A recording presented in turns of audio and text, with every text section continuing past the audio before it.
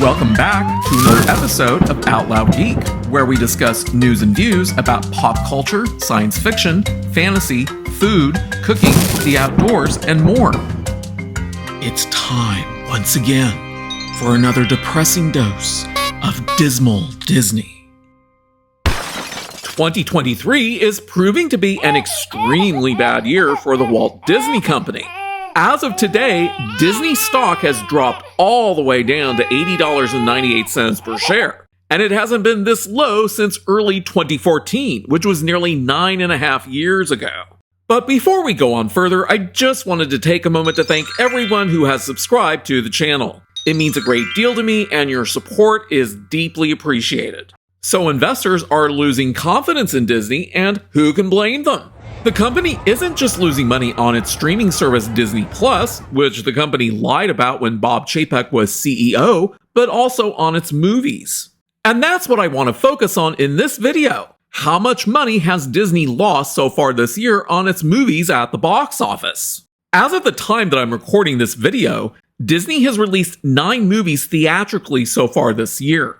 Of those 9, 2 were pure Disney movies, 2 were Marvel movies, 2 were Searchlight movies, 1 was from 20th Century, 1 was from Disney Pixar, and 1 was from Lucasfilm. And 4 of them have been featured in my Who Will Be the Biggest Flop video series.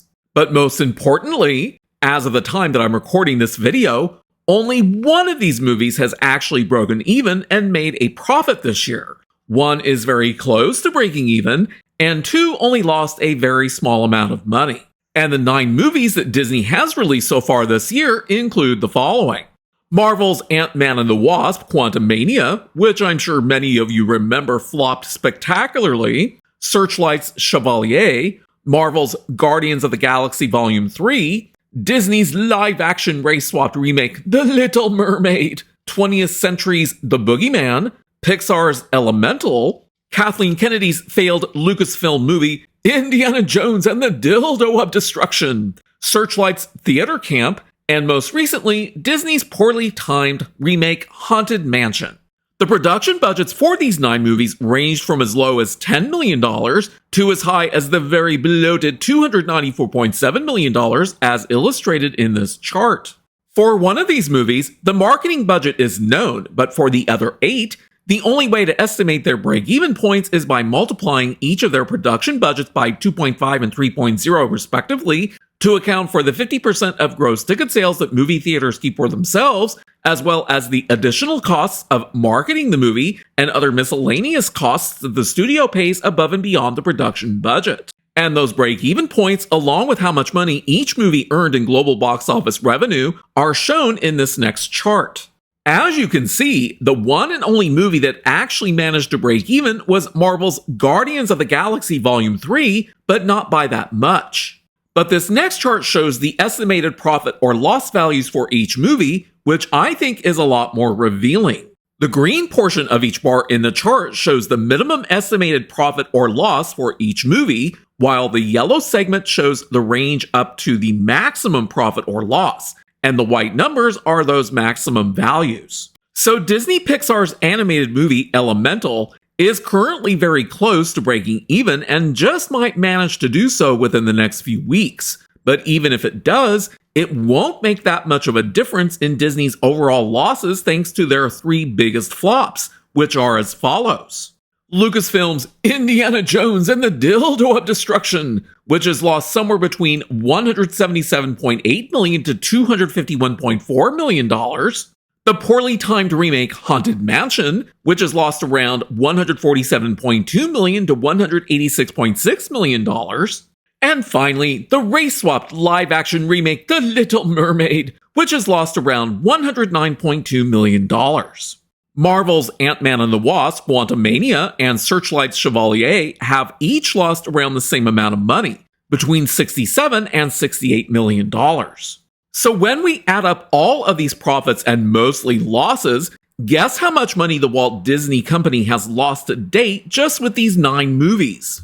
Somewhere on the order of $422 million to $670.4 million, which is an absolutely huge range. And that's not even including how much Disney has lost on that stupid Star Wars Galactic Star Cruiser hotel, which is permanently closing at the end of this month, or the $512 million that Disney lost on its Disney Plus streaming service just in its third quarter alone.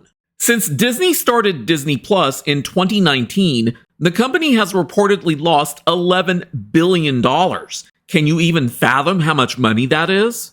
Earlier this year, Disney laid off around 7,000 employees to try and cut costs, but the company is quite literally bleeding money. So it's absolutely no wonder why Disney stock is continuing to plummet, and I highly doubt that it has bottomed out yet because it could close below $80 per share this week, which would be one more serious psychological blow to the company and its remaining investors. Disney clearly needs to make a lot more changes, and this is why there's been so much talk over the past few months about Disney possibly selling off some of its assets. And the reason that Disney is in such deep financial trouble is thanks to its own decisions, which includes producing entertainment that no one wants to see, like Indiana Jones and the Dildo of Destruction, or the Star Wars Ahsoka series on Disney Plus, which has very poor viewership ratings. So it may be quite some time before Disney regains the trust of investors and the public at large. Thanks for watching today, and a huge thanks to everyone who has subscribed to our channel. We appreciate your support. If you enjoyed this video, please press the like button, and please feel free to share a comment. If you'd like to help support this channel, please press the red subscribe button, and please press the bell to receive notifications for new content. You can also find us on Facebook, Instagram, Threads, and Twitter by clicking on the links in the description. Until next time, this is Out Loud Geek.